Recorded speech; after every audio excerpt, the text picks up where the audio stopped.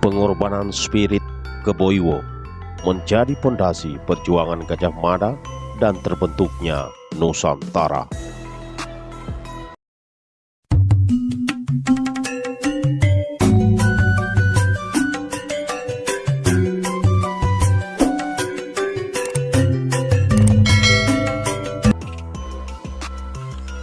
Selamat tahun sahabatku, Cahaya Dharma yang budiman dimanapun berada, sehat selalu.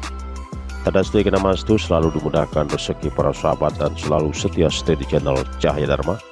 Selamat tahun sahabatku, jangan lupa selalu mensupport channel Cahaya Dharma dengan like, comment, subscribe, and share, dan nyalakan lonceng notifikasinya agar sahabat selalu mendapatkan update-update terbaru dari Cahaya Dharma. Sahabatku, perlu kita ketahui bersama terkait perjuangan Gajah Mada dan terbentuknya Nusantara tak lepas dari pengorbanan spirit Keboiwo, pahlawan Nusantara, idola Wangsa Bali. Selamat tahun sahabatku, saat ini Cahaya Dharma merasa terpanggil untuk memaparkan dan mengulas dan menyatakan kebanggaan kita semua kepada figur pahlawan idola Bali yang melegenda, yaitu Keboiwo, atau juga dikenal dengan sebutan Kebo Taruna karena melajang seumur hidupnya. Generasi muda, khususnya Wangsa Bali, perlu menghayati perjuangan yang memberikan tauladan yang sangat luar biasa terkait Keboiwo. Keboiwo adalah Mahapatih Kerajaan Baliaga pada abad ke-14, terkenal dan sangat dikagumi, bukan karena sakti lalu mampu brutal di dalam menundukkan lawan-lawannya, namun lebih banyak karena karismanya yang sangat berwibawa. Keboiwo bertubuh tinggi, badan menjulang langkah 214 cm, memiliki banyak pusaka yang salah satu pusakanya berupa keris yang bisa lentur dan juga kaku dengan panjang 315 cm. Bayangkan betapa menggetarkan sosok Keboiwo. Bukan itu saja sahabat, Keboiwo juga tak banyak bicara namun lebih banyak senyum, berwibawa, dan pula memiliki kemampuan sebagai seorang arsitek, seorang undagi. Karyanya bisa dilihat di Pura Puseh Batu Bulan, di Gunung Kawi, dan masih banyak karya Keboiwo yang lainnya. Sematahun sahabatku, dikatakan tingkatan Keboiwo sebagai manusia separuh cahaya yang berasal dari kelahiran yang penuh misteri, lahir dari permohonan pasangan Wiku dari kedatuan masa itu. Konon Dewa Brahma memberikan kekuatan utama kepada Keboiwo dan terlahir dari bara api perut bumi. Kerajaan Baliaga saat itu menjadi aman sentosa pada zaman pengabdian Keboiwo. Keboiwo mulai mengabdi dari umur muda, yaitu dari usia 25 tahun. Sahabatku dimanapun berada, tibalah masa di mana terjadi perubahan zaman dari zaman penuh adab sentosa ke zaman tipu daya dan keji pada ekspansi kerajaan Majapahit yang bertujuan menyatukan kepulauan ini menjadi negeri kepulauan yang satu komando bernama Nusantara. Gajah Mada, yaitu Mahapatih Majapahit, mengemban tugas sini dan memulainya dari Bali. Bertempur berhadapan secara langsung tentu membuat ciut hati bahkan nyali Gajah Mada. Walau tinggi badannya tak bisa dibilang pendek, 183 cm, sehingga Gajah Mada memanfaatkan kepolosan hati Keboiwo dengan membohonginya.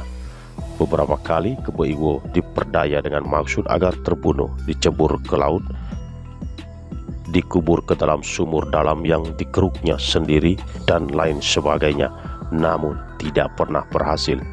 Karena berbagai ulah tipu-tipu dari Gajah Mada yang mencolok itu, maka sampailah pada batas kesabaran Keboiwo yang geram hendak menerjang Gajah Mada. Di sanalah Gajah Mada berlutut gemetar memberi hormat di hadapan Keboiwo dan menjelaskan maksudnya kenapa melakukan itu, tak lain karena berperang langsung tak mungkin. Hal itu terpaksa dilakukan karena mengemban tugas menyatukan kerajaan di kepulauan di Nusantara untuk tujuan bisa saling menjaga wilayah dan potensi serangan musuh. Dijelaskan bahwa pintu pembukanya dimulai dari Kerajaan Bali. Setelah dijelaskan demikian, karena kebijaksanaan Kebaiwo, tugas besar yang diemban Gajah Mada bisa dipahami. Kemarahan Kebaiwo mereda dan berubah menjadi simpati. Saat itu, konon turunlah Betara, ide Sang Hyang Pasupati, penguasa alam semesta, yang meminta kebesaran hati Kebaiwo untuk menyerahkan pasupatinya kepada Gajah Mada dan menyampaikan bahwa wahyu babad alas Kebaiwo di Nusantara sudah usai dan tugas itu dilanjutkan di dunia niskala. Dengan keikhlasan kemanusiaan yang luar biasa dan sangat spiritualistik, dan Kebaiwo menyerahkan kekuatannya kepada Gajah Mada. Seberkas sinar putih turun dari langit menerpa Kebaiwo dan lanjut tersalur ke Gajah Mada. Setelah itu Kebaiwo langsung melesat moksa menjadi sinar utuh. Saat itu Kebaiwo baru berumur 34 tahun. Bersamaan Gajah Mada memperoleh wahyu Satro Jendro untuk mampu melaksanakan tugas-tugasnya. Gajah Mada saat itu berumur 51 tahun. Nah, teman-teman sahabatku, terkait ulasan ini banyak digali secara esoteris, memiliki banyak bukti arkeologis. Telah ditemukan beberapa tahun yang lalu keris yang panjangnya 315 cm oleh seorang bagawan yang cukup dikenal di Bali, dan ditemukan bukti karya-karya besar lainnya yang ada di Bali.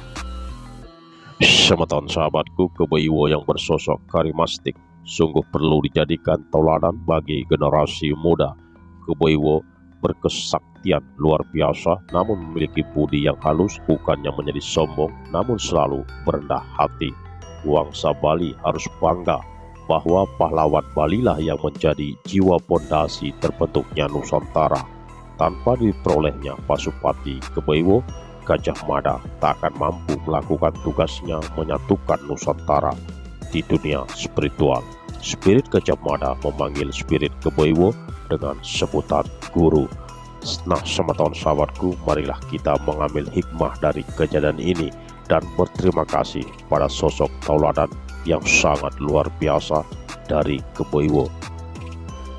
Teman-teman sahabatku, jika ada teman-teman sahabat saudara-saudaraku semua yang belajar spiritual agar bisa mengambil contoh seperti Kebaiwo agar tidak tergerus oleh ego yang berlebihan. Teman-teman sahabatku, semoga informasi ini bermanfaat bagi sahabat dimanapun berada, dan yang aturkan terima kasih atas atensi para sahabat dimanapun berada. Tetaplah pada jalur sana tanah dharma, salam cahaya dharma.